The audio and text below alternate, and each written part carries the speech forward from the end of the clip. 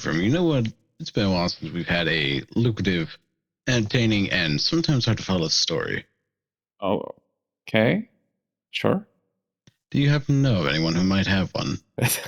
I don't know people. Why do you think I know people with stories? You're the one going to the crazy pubs, aren't you? No, but I can bring in the next person on the list. We've got a person here that we can bring in. Oh, let's see what they might have. If you do that, I'm going to go get a snack. Okie dokie. Get some for me and for the guest, maybe. Absolutely. All right. And summoning. There we go. Hey. Well, this might as well happen. Hi. Hi. I am a friendly dragon. You do not need to worry. I only eat on Thursdays. Right. I already put the troglodytes back, so you can't be here about that. Unless it was unaware that dragons had dream-walking abilities. Is that, do you have the spell dream? Is that how this happened? That would be certainly something. Well, I don't know the technicals of how we bring people in. That's a sure deal. But welcome to the realm of forgotten memories and dreams. Hello. So I am Ephraim. And I'm Ashura. And we are the Delegation of Dreamers. Hell of a place. Would you like a snack? Pass, thanks. Understood. More for us. What did you bring? Cookies, popcorn, the essentials for story time. Yeah, okay. So, yeah, hi. We summoned you just to hear a story, if you're willing to share one. Story, huh? Uh-huh. If you're willing to share, of course. Let's see. May we have your name? Apologies, my manners aren't always so atrocious. Morrigan will do. Well, to be fair, we did pull you in out of nowhere. Yeah, and don't worry, Morrigan will do. Usually people attack us with swords and stuff, so your manners are okay. Oh no, I don't work well with swords. I thought about training in them. I don't have the upper body strength for it. Besides, who needs swords when you have Eldritch Blast? Yeah. Fair point. Does it have knockback? Yeah, well, you sort of get used to it. Don't try to draw out too much from your center and more go up towards the chest area. That's where the best way to prevent the knockback. Okay. I'll note that. Breathing into the stomach, right? Not the chest. Basically. Gotcha. So Morrigan will do. Do you want to tell us about your story? Yeah. I am a warlock. My patron is going through some things at the moment, but I am a member of we were a diplomatic group, but I think now we're just back to being a band of adventurers known as the Troublemakers. We have been together for about a year or so. Hard to tell. You know how things get sort of blurry, and when you start running around so much and have so many near-death experiences, time sort of becomes meaningless. It's a bit like that. And we are currently traveling around trying to stop a plague. What kind of plague? The kind that comes about because some cultists are trying to release an eldritch abomination from beneath the ocean. Beneath the ocean? Where is the elemental plane of water? It's hard to tell. The planes are screwy on a good day, and this has not been a good couple of days, if I'm being completely honest.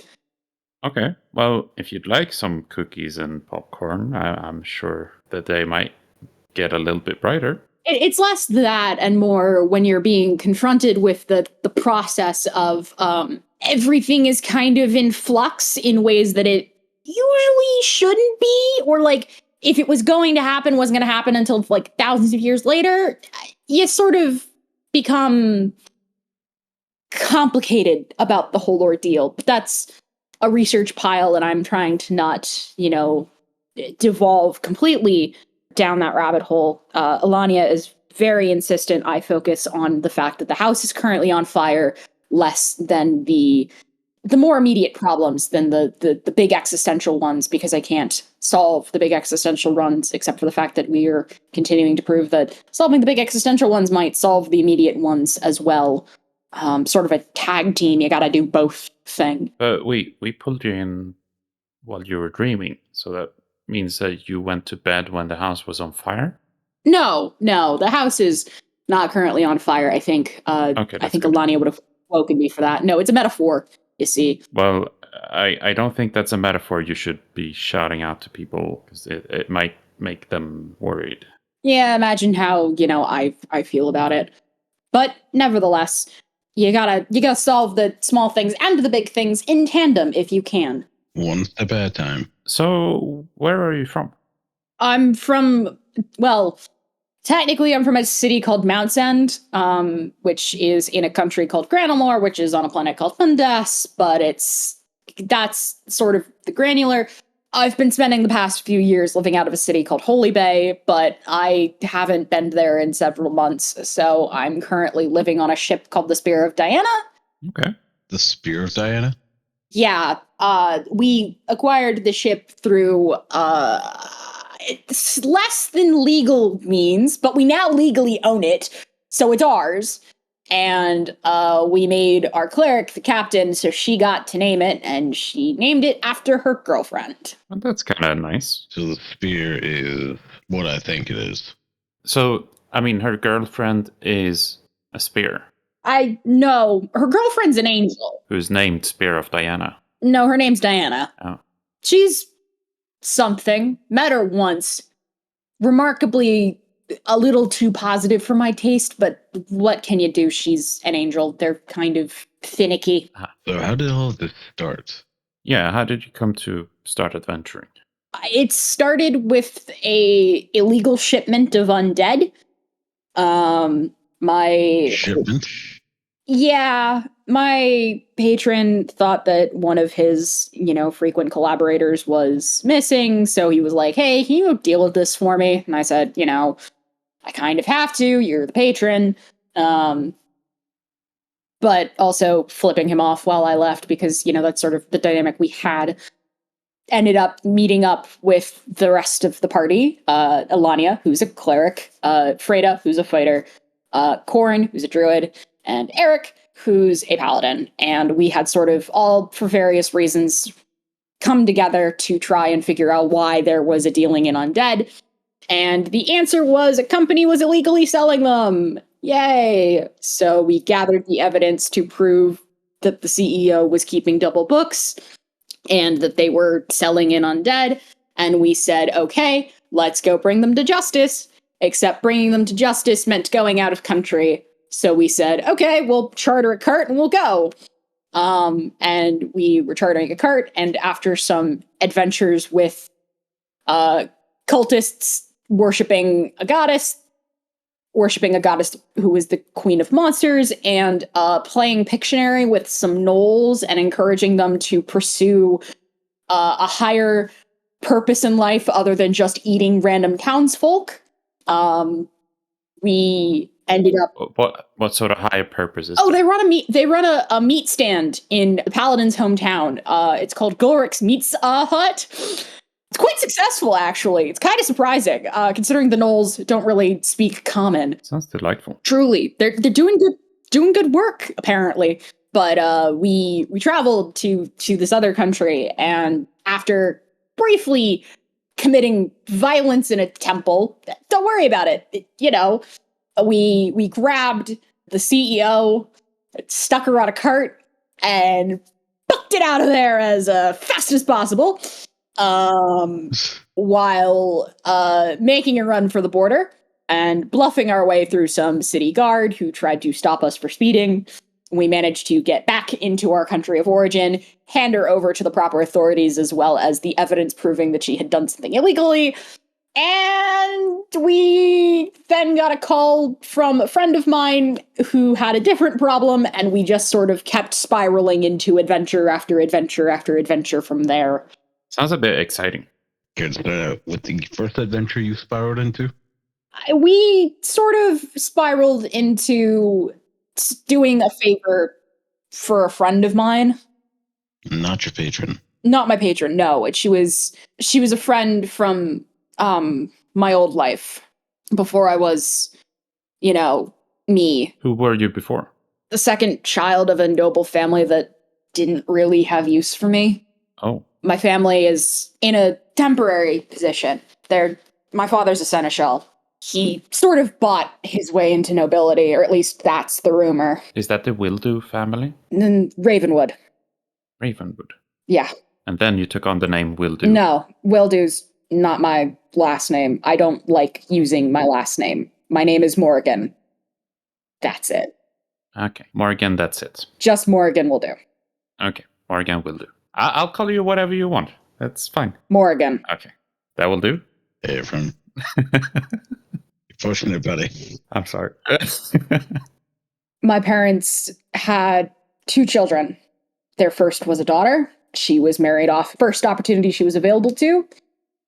And then they turned to me and were debating on what to do with me. And I said, well, first of all, I'm not your daughter. Secondly, I'm getting out of here.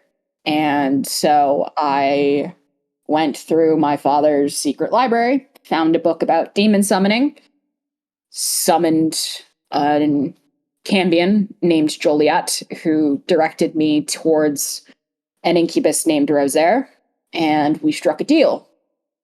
We would mutually piss off our parents by him not telling his father that he was making a deal strictly with me, and I would piss off my parents by destroying the family name by becoming a warlock.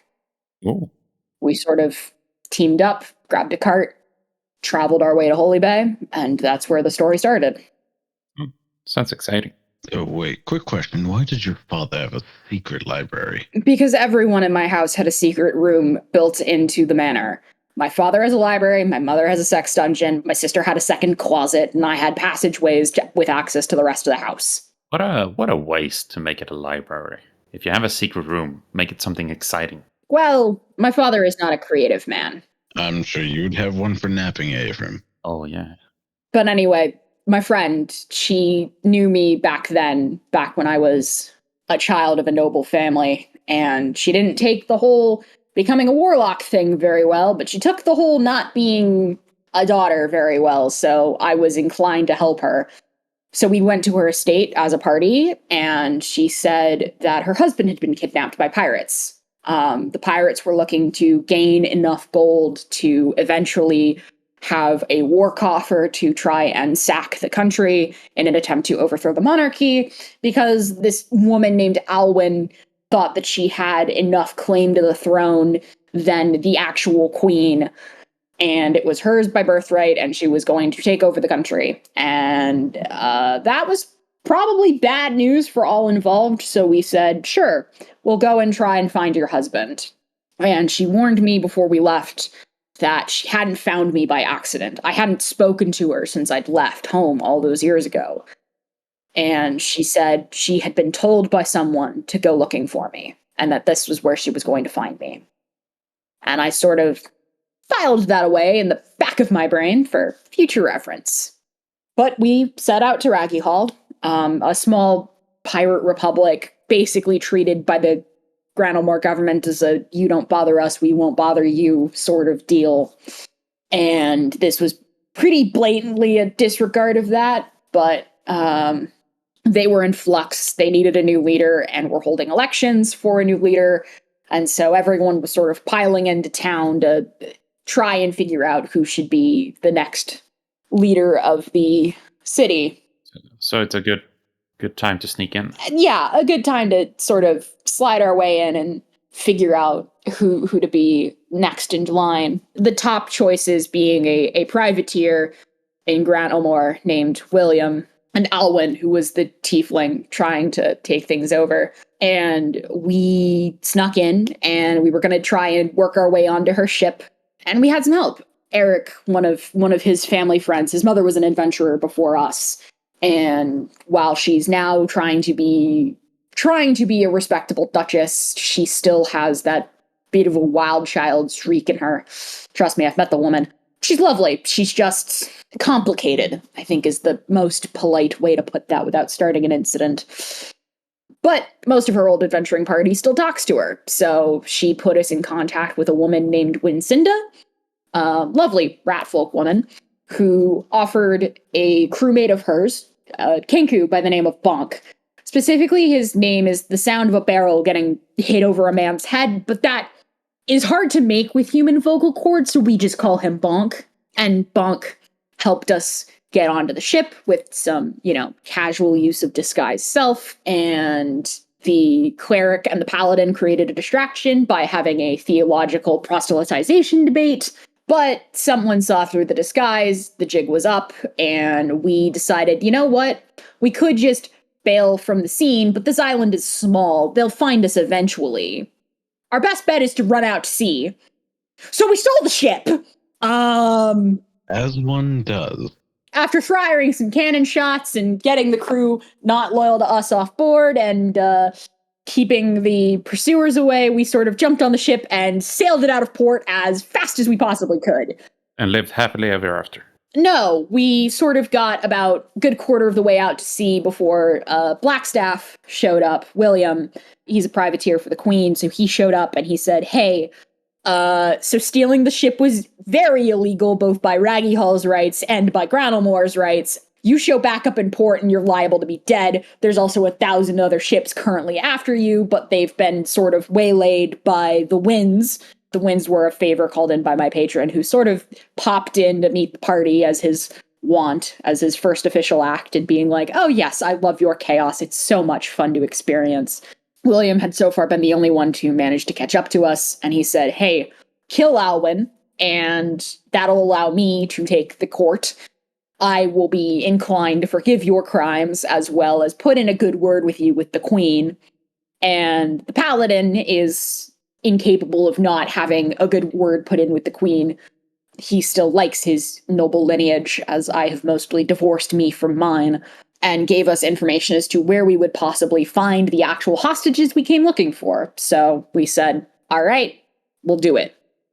We took the ship, sailed around to the back of the island, met a dragon named Felice Salis, who tried to kill us when we had troglodytes on board, who he considered his children and were not his children, but more like siblings, coworkers, hard to tell with dragons. And we said, hey, we didn't kidnap them. We're just borrowing the ship of the woman who did.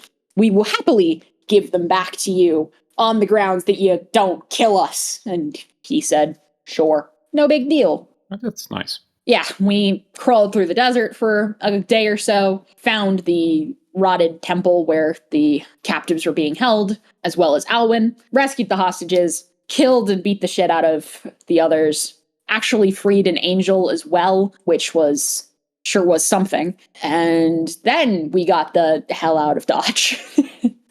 Yeah, what does Angels think about you making deals with an incubus? The angel didn't care. The angel didn't stick around long enough to ask too many questions about that. The angel said, thanks for freeing me. You all now have a boon if you need it. And bailed because they had been locked in a sarcophagus for who knows how long. What was the boon you got? I'm so far the only one who's cashed it in. I sort of needed it to stop a weapon gifted to me by my patron, but was stolen from his dad's boss to stop hurting me after he went through some changes, because I didn't lie to you earlier when I said that my patron was an incubus. He was. But the key word there is was. He's currently something in between, but I haven't seen him since the discovery that he might be something in between. In between what? Celestial and demonic? So he's trans-celestial? He's something. Okay, undefined. Like I said, I haven't seen him since all of this started, but my powers are not as they were. I have new ones that I didn't previously have access to. His writing is different. My part of our deal was I got a tome of his that allows me to kind of communicate with him, as well as pick up some spells and some information. You know, it's a book of shadows, but it's more like his old diary, his old little black book, as it were, a recounting of the few times he's been on the material plane and his chaotic adventures of what he got up into. Does it have any juicy secrets? None that are, shall we say, for pleasant company. Okay. I remind you, he was an incubus, so... Hey, Ashura, we're pleasant company. How kind. The kind that I don't feel like I need to be completely nervous about how I word things, so count that as a win. Yay. But yeah. You managed to free the hostages from the desert temple. Yes. And return the husband to his wife. Okay. As well as some other guy. He seemed a little weird. I didn't want to ask too many questions about him. Yeah, you don't ask too many questions to people who've been stuck in a desert temple. They go a little bit crazy. Yeah, he thought we'd been sent there to free him by his wife, but I got the sneaking suspicion that his wife would not be so magnanimous, so I figured it was safer if I didn't. Maybe his wife was the one that put him there. Entirely possible. He was an old drow-ish, old nobility, but he'd been ousted when the city had a people's revolution. But that's a different story. We managed to get everybody freed, and we were planning on getting back to Granelmore, and sure enough, Blackstaff put in a good word with the Queen, and she was going to make us diplomats of the country, as well as certify that the ship we had stolen was now legally ours, and give us a letter of marque so that we could continue doing work for the Crown. Oh. Helps with getting around the country, as it were. Does that mean that you're now privateers if you've stolen a ship and taken over it and it's not legal? It kind of. We were going to plan on being privateers, but then a different member of the government said, hey, we need you to go solve a diplomatic issue in this other country. And we said, sure, I guess that's what we'll do.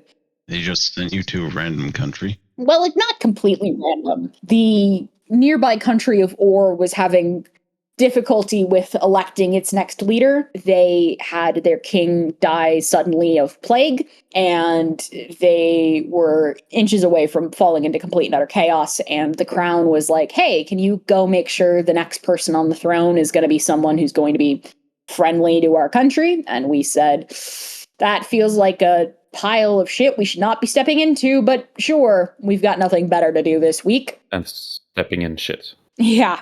Before we got that notice, we'd spent a week of R&R, just sort of recalibrating ourselves before getting our letter and heading out. So we headed out to Or, a great little country, very tropical, very hot. Could deal without the heat, but what can you do? Sorry, I need to ask, what kind of ore is it named after? No, wrong spelling, not O-R-E, just O-R-R. Oh, O-R-R. Okay, I didn't know if it was that or like a boat ore. No, I believe it's Orcish for something, but I don't speak Orcish. One of the few languages I don't speak. I mean, I suppose I could use tongues, but then that would be sort of I could speak it, but I wouldn't be able to understand it intuitively sort of thing. How many languages do you speak? 4. Common, Elvish, Celestial, and Abyssal. Huh, but you sound fine in Draconic right now. They must have cast tongues on me before I came in. Entirely possible. I can read everything, but that's a boon for my patron, so. I can also read everything, despite what Ashura says. Lies and slander. I leave that to the two of you. So, what is there to do in Or? Well, Or is a bustling country. We didn't get to see much of it. We spent most of it in the city of Cabasay, which was surely a bustling place if there wasn't, thousands upon thousands of dead due to plague. When you have a sea-based plague in a coastal city, there are destined to be complications. As well as trying to deal with the politics of it all, trying to elect a new priest king when your previous one has basically asked you to commit sacrilege in return in terms of how to handle his dead body, and debating whether or not you can commit sacrilege if it's in the former priest king's will that was altered possibly slightly before his death, and whether or not he was of sound mind when altering it, as well as just general political machinations of trying to become the next priest king. All with the added wrench of plague and party interpersonal drama when it turns out that one of the blood siblings of we're not the blood siblings in the literal sense of like descended from the same parent, but blood siblings in the we took a blood oath and now we regard each other as siblings, turns out to be the actual familial relation of one of your party members who hadn't seen them in conservatively a decade or so. So it was like a reunion. Suffice it to say, it was a lot, but we all sort of got onto our little projects, and Eric wants to, get ourselves settled and, build up the diplomatic house so that we can stay in luxury. And we sort of had to calmly remind him that we weren't planning on staying here permanently and that he wasn't allowed to try and build a swimming pool in the basement, partially because it would mean inventing a basement. But that sounds nice, though. I mean, yeah, but we didn't own the house, and I didn't want to be on the hook for renovations for a house that we didn't own. Ashura, we should have a swimming pool in the basement. And we should have a basement. I'll look into that. I am not trusting you with the digging. Do they even know how to make a basement? I don't imagine this cave. I imagine this cave probably has some sort of lower section, as it were. Caves have a tendency to go down. Just make sure you don't hit the Shadowfell on the way there. Last cave basement I went into had a hole, allegedly has a hole in it that leads to the Shadowfell that was possibly busted open by a cult or by a crazy noble family. Or both. It's entirely possible the crazy noble family dug the hole and then the cultists just cracked it open. But it means bad things for the weave and the planes of reality, so I don't recommend it. Don't recommend doing it. But where was I? Basement swimming pools.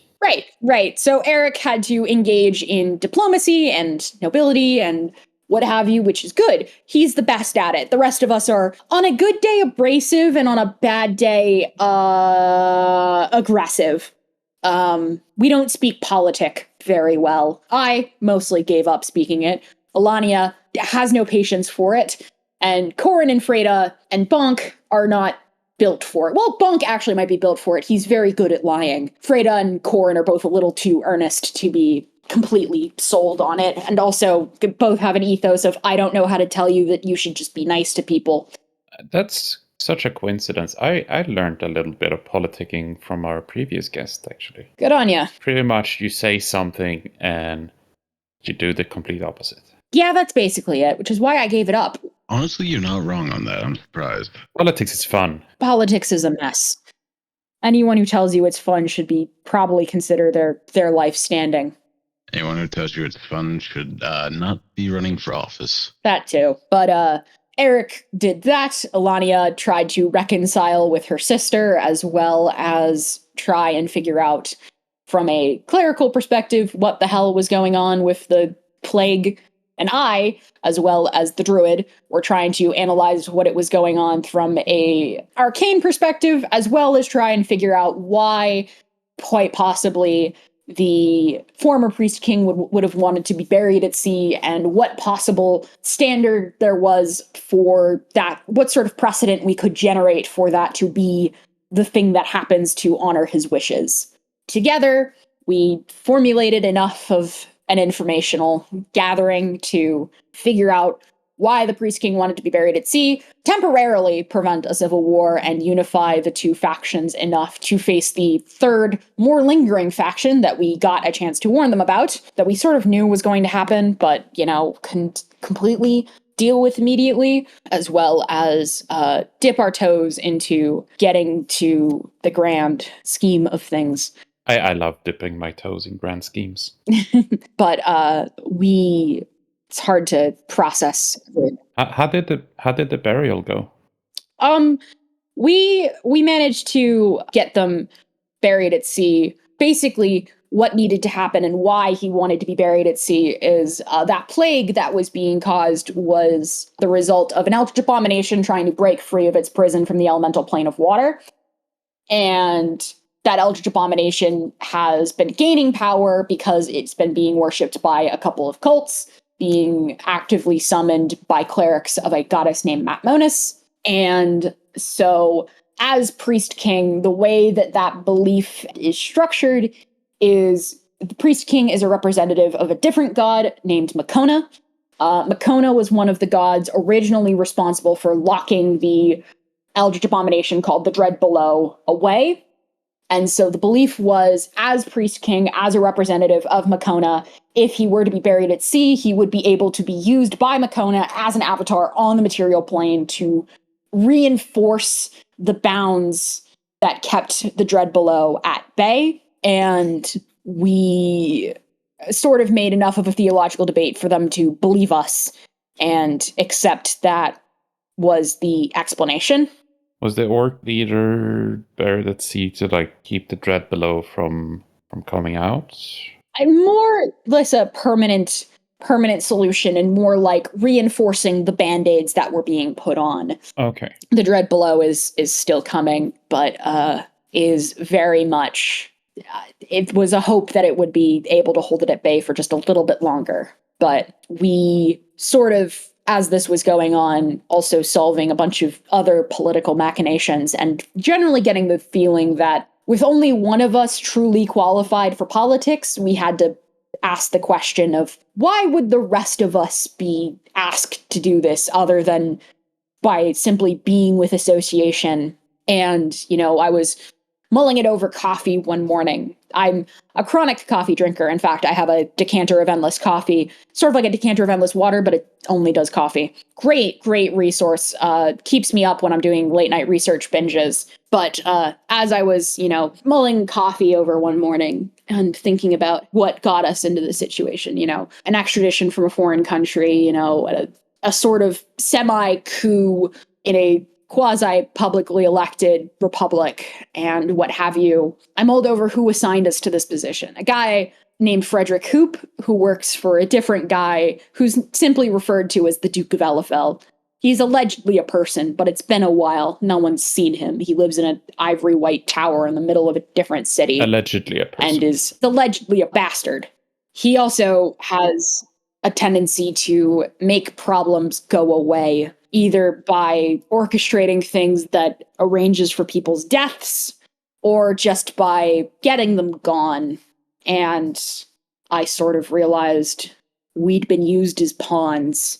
We were either going to die on this assignment or make the country look good at the expense of everything that we stood for as a party. And so I relayed this to the rest of the group, and we basically agreed that that was bad. And when the cleric added the addition of, oh, by the way, the clerics that may have started this plague are currently on their way to Granelmore, we sort of collectively agreed that we couldn't stay in Orr. It didn't matter what the Queen had said. It didn't matter what Frederick Hoop was going to say. We couldn't stay in Orr. So we casted sending and gave her a brief moment of, hey, we are coming back. There's a plague about to come. We may have a way to solve it. Forgive us for leaving, while also giving in our resignation notice of, hey, we can't be diplomats. We are not the people you want for this sort of scenario. We had to briefly disappear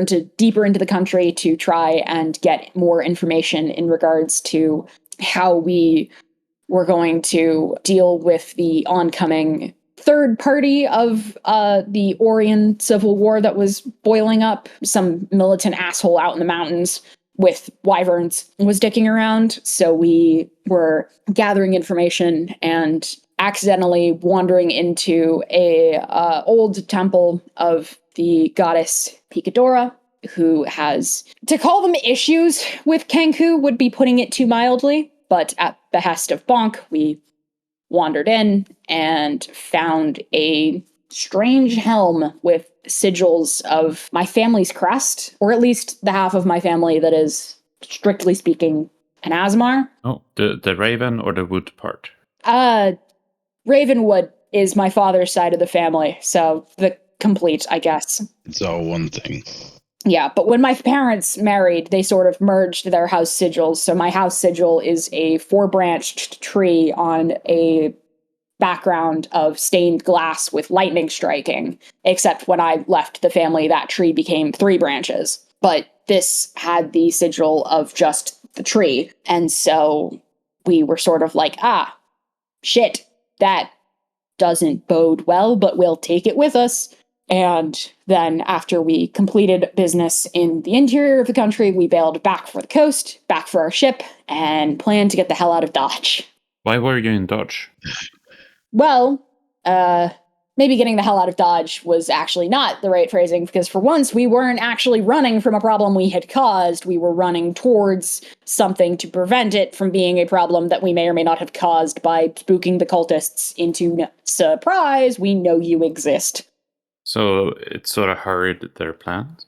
We found one, but they weren't willing to communicate anything. We basically, once they were captured, Eric and Bonk oversaw the execution after interrogation, and I don't think they got anything super substantial. Mostly that there was a high priestess and that she was the one who generated the plague, and she is, well, I guess she is headed to Granelmore was the information we got. And are they only doing this to make more undead to sell?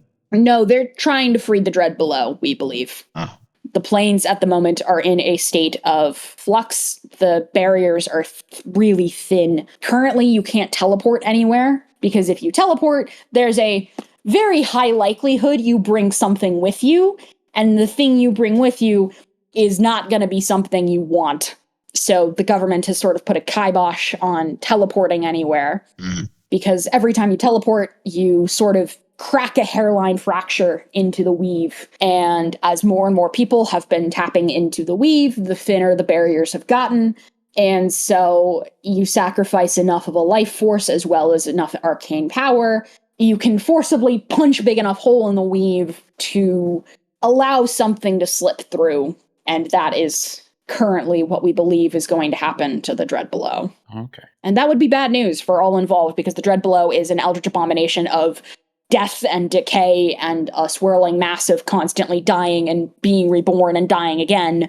So, bad to let loose on a material plane. Just a tad.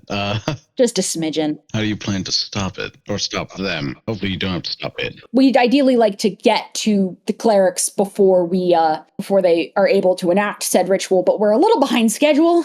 We sort of got waylaid prior to getting out of ore. Getting swallowed by an eldritch abomination will do that to you. Before we talk about that whole ordeal, what was the context of the deal that you made with the Incubus about? That. So, so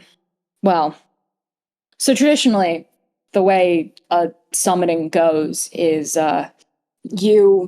you summon a demon, and the demon, asks you what you want, and if you intend to become a warlock, like I did, it goes through proper channels, and there's paperwork and contracts and yada, yada, yada, and it's a whole complicated process of legalese. At least that's what Rosaire tells me. He was feeling dissatisfied, I guess. He's squidgy, he never gives me the full details about anything. Anything I learn, I have to go hunting for. And he's usually pretty against when I go hunting for things. Usually because I have a bad habit of going down rabbit holes and not knowing when to stop and learning things I shouldn't, but whatever. So you have a bad habit of actually successfully hunting. I'd argue that knowing things is better than not knowing things and having the things that you don't know come back and try to kill you. But when I summoned him, I didn't technically summon him specifically. I summoned Joliet. Joliet is a Cambion who works as sort of a middleman, as a, I'll match you with the right person to get the information you want and or need. So I went over and I summoned Joliet, and Joliet said, "I'll be back in a second." And he disappeared. And then a couple minutes later, without a glamour, without pretending to look human, he said that he likes to do his first introductions without the lie of an illusion, was Rosaire. He asked me what I wanted, and I said that at the time, I didn't want anything. I just wanted to prove to myself that I could do it, that I could exercise arcane ability, because my parents had tried to stop me from doing so. Arcane ability was something that they couldn't control, and they couldn't have power that they couldn't control. That would lead me to having fanciful ideas, and would not be good for the family line, or whatever. But Rosaire didn't want to be dismissed and said, "Why don't we try to mutually piss off our parents, because he was also not keen on dealing with his father at that moment. And he said, I'll give you magic, and I will give you some of my power if you agree, and we will figure something out. And I said, where do I sign? And he says, that's the thing, you don't. Essentially, we made a deal off the record. The official record being that any deal, any warlock pact made in the Hells would go to Asmodeus, because his power feeds into his boss, who is the god Hananos, and it sort of becomes an endless feedback loop, pain and torture and agony and lies, and powers both gods in perpetuity. But Rosaire didn't want that. He wanted to piss off his dad and maybe possibly Hananos too. So we shook on it. And he said, I'm staying on the material plane for a bit. Someone has to teach you how to be a warlock, and you want to get the hell out of your house. So we'll travel to my secondary location together. And we did. Over the course of several months, we sort of road tripped from the far reaches of one end of the country to the high reaches of the other. And we bonded along the way. And for a while, it was sort of like being roommates with someone, they're great and all, and they seem nice enough, but they have a tendency to have really loud sex in the room next door, or they don't do the dishes. But unfortunately, they're paying the lion's share for a rent that you can't afford on your own, so you can't really afford to kick them out. And they're, nice to look at, so that's a pleasant bonus. Just like me. And so you end up sticking together. As I traveled with the party, I sort of started looking into things of various ilks and what have you. I do a lot of research about pretty much everything. One of the names I stumbled across was a guy named Hans. It turns out that my sort of off-the-record deal with Rosaire was not the first time he'd done it. He, a long time ago, made a deal with a guy named Hans, and it was sort of an arcane curiosity on Hans's part, and a intellectual curiosity on Rosaire's. They sort of milled about in each other's orbit, never doing anything stronger than an exchange in ideals. At least that's how it's written. But eventually, his family, who were devout worshippers of Hananos, or the Midnight Lord, or the Rat Bastard, as I've come to call him, Hans's parents realized that he was making deals with Rosaire, and that was not good for Rosaire, so he left. He abandoned Hans to his family, and while Joliet allegedly took a lot of the brunt for it, for not filing the paperwork correctly, because they sort of chopped the whole thing up to like, oh yeah, we did the official paperwork, we just forgot to file it in the right place. Hans was not lucky. He was tortured by his family for God knows how long, and allegedly now is a sort of abomination night creature, if he's not, killed by adventurers. Before he died, he left notes about where his family was digging. They were trying to dig into the Shadowfell, trying to go deep, deep into the earth, and their worship of Hananos, who at the time was the drow god of pain and torture and what have you, agony. He's not actually, he's just the Empire's god. The actual god is the goddess Modesiarna. She's the goddess of travelers and of dreams, sometimes called the Dream Mother, but her worship was outlawed by the Empire in the hopes of making the Empire stronger, and then when Alfhild Ilvidri came to power, she was a worshipper of Hananos and did some truly horrific things before the People's Revolution overthrew her and put her daughter in charge, Saoirse, who is also Eric's mother. Like I said, it's sort of a spiraling family. Eric's great. He's a paladin of Modesiarna. He's trying to spread the good word about her and trying to bring her worship back into the public eye, as well as try to smooth over relations with the rest of the Granelmore and the relations between Granelmore and Sedastvan, which has been mostly isolationist, if not completely separate from Granelmore under the previous regime.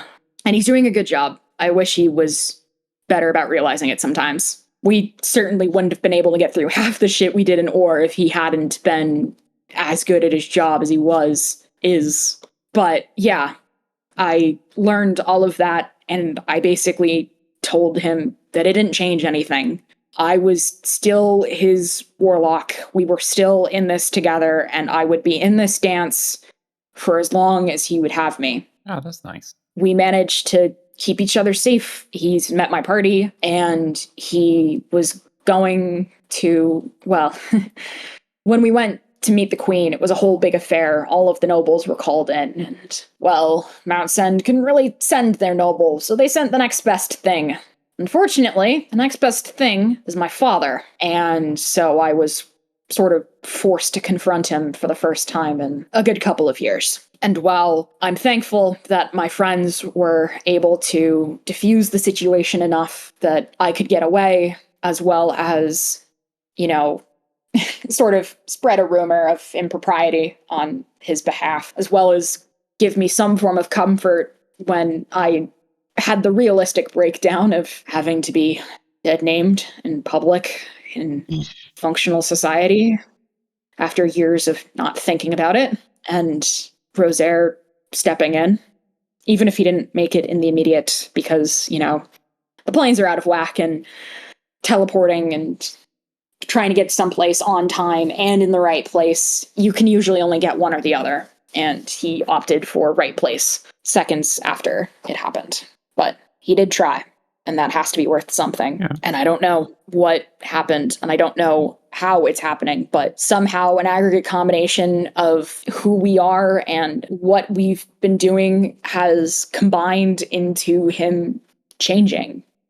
We aren't showing to what. I haven't been able to ask him. I haven't been able to see him. God, I really haven't been able to see him. And I hope that by the time we get to Holy Bay, he'll be okay. I just need his conscience not to kill him. Who knew growing a conscience could hurt? Apparently, if you're a demon, it does. Could have been mortal. He could have been. These popcorns are making my stomach a bit upset. I'm gonna have to run off. Morrigan, just... there's still a lot of questions I want to ask you. Is it okay if we summon you again next week? Sure. I'll be easy to find. All right. See you then.